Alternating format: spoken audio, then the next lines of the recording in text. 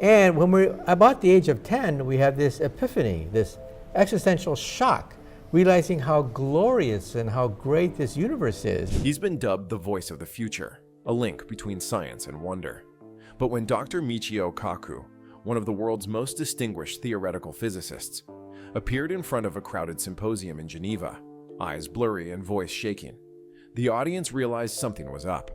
This was not a lecture. It was a warning. Kaku did not start with slides or data. The speaker's opening statement, "The moon is not what we thought it was," left the audience speechless. What followed would cause terror in some, amazement in others, and profound upheaval in the field of astrophysics. The data he provided was not theory or science fiction, but concrete proof acquired by a consortium of space agencies, employing next-generation satellite technology and deep-lensing quantum radar. For decades, the moon was Earth's silent partner, a gray, lifeless disk that illuminated our sky and tugged on our waters. However, Kaku's team discovered structural irregularities, energy signatures, geometric patterns, and gravitational abnormalities are so accurate that they cannot be natural. Was the moon engineered? And if so, by whom? This is not merely a space story. This is a human story. If the moon did not develop naturally, the evolution of life on Earth might have been influenced or engineered. The ramifications are startling, and Michio Kaku was only getting started. It started like any other scientific presentation. However, it quickly turned into something unexpected.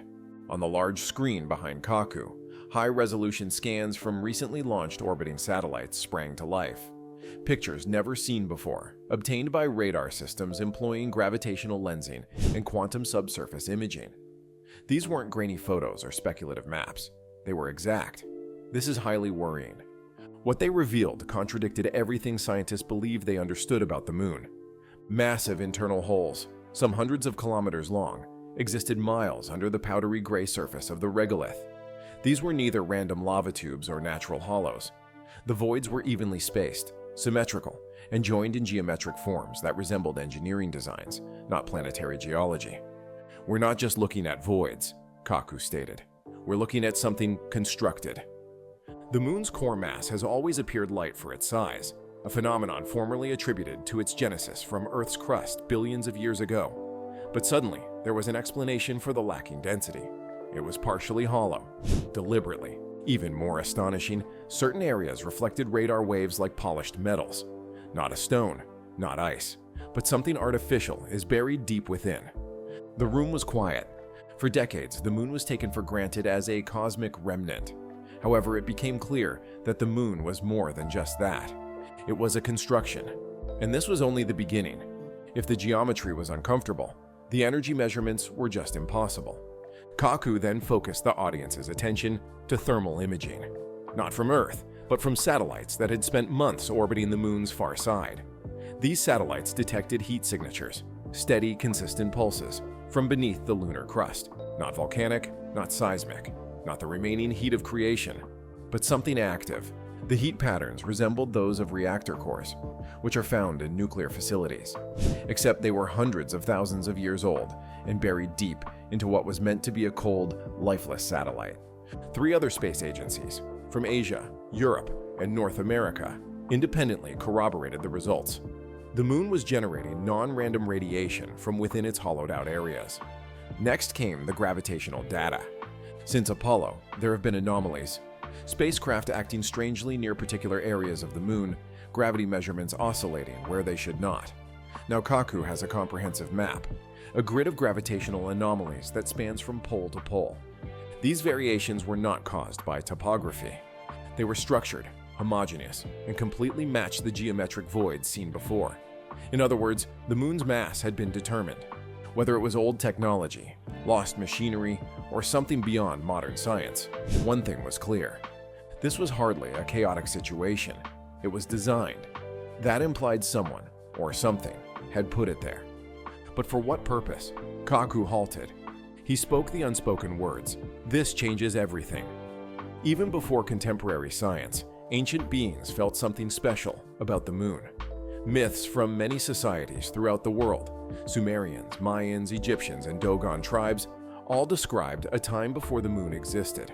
Stories include sky gods appearing with the moon, weird new objects lighting up the night, and a celestial body restoring order to chaos.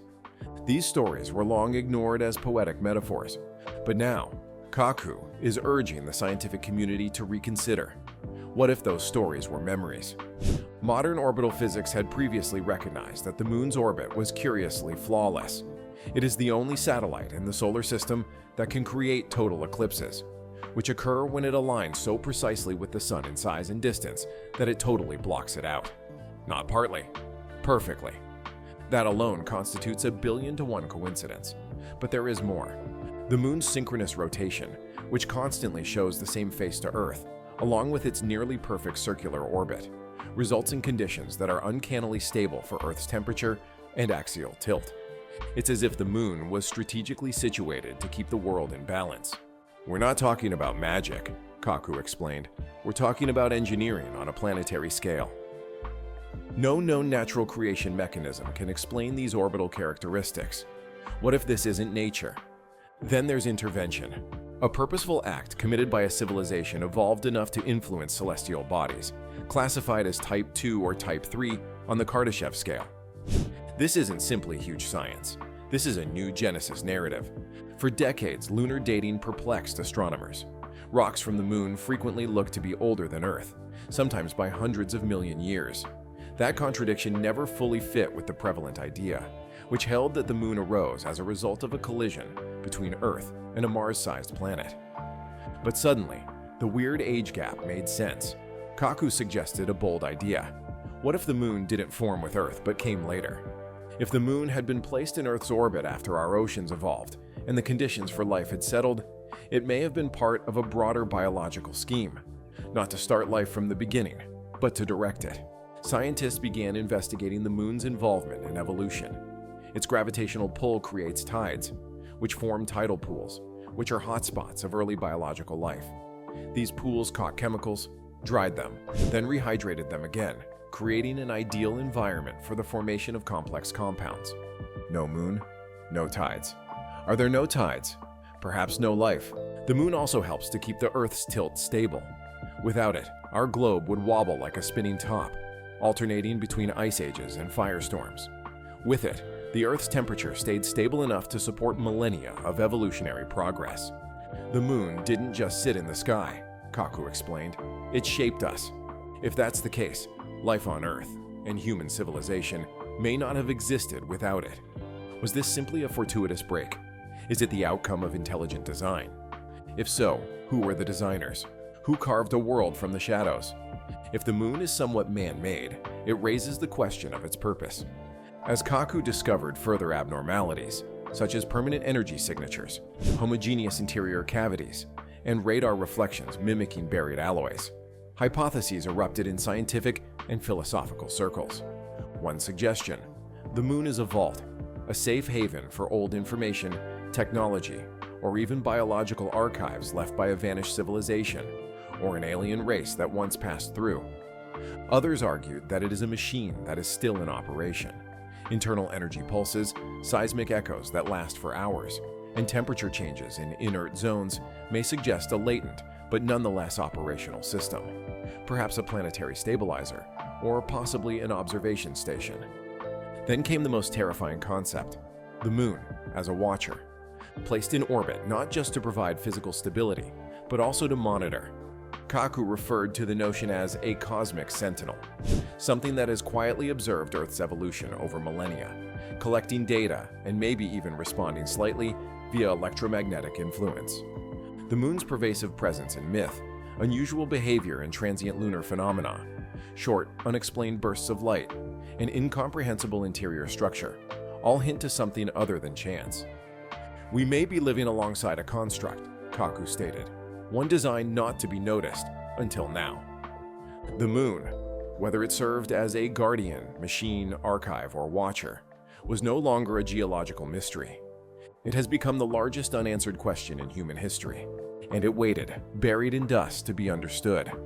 After Kaku's discovery, everything changed, not just scientists' thoughts, but also the plans of space organizations throughout the world.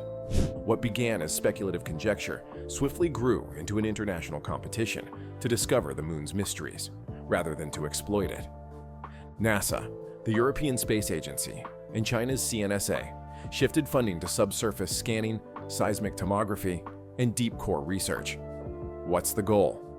To examine the huge interior holes and uncover elements that are not native to lunar geology.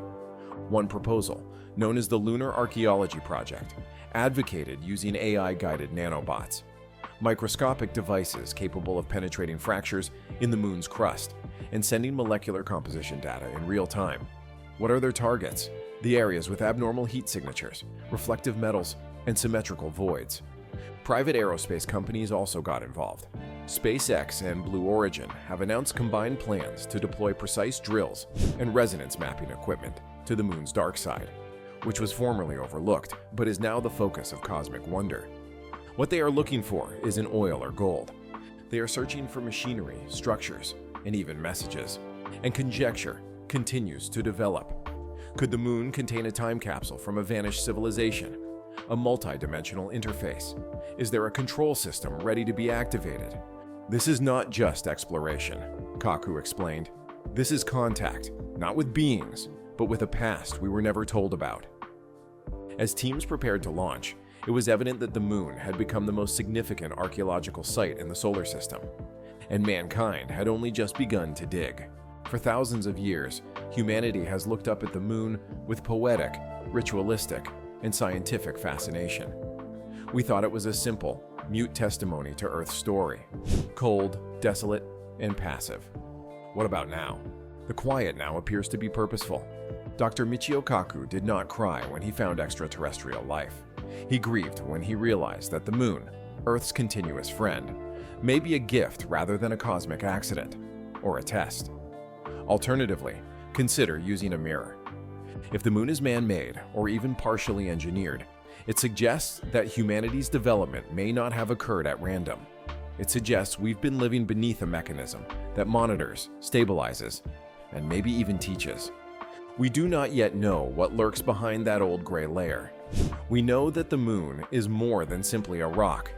It's a question, inscribed in orbit and waiting for us to respond. The future of science, history, and our role in the universe. Now start by staring up.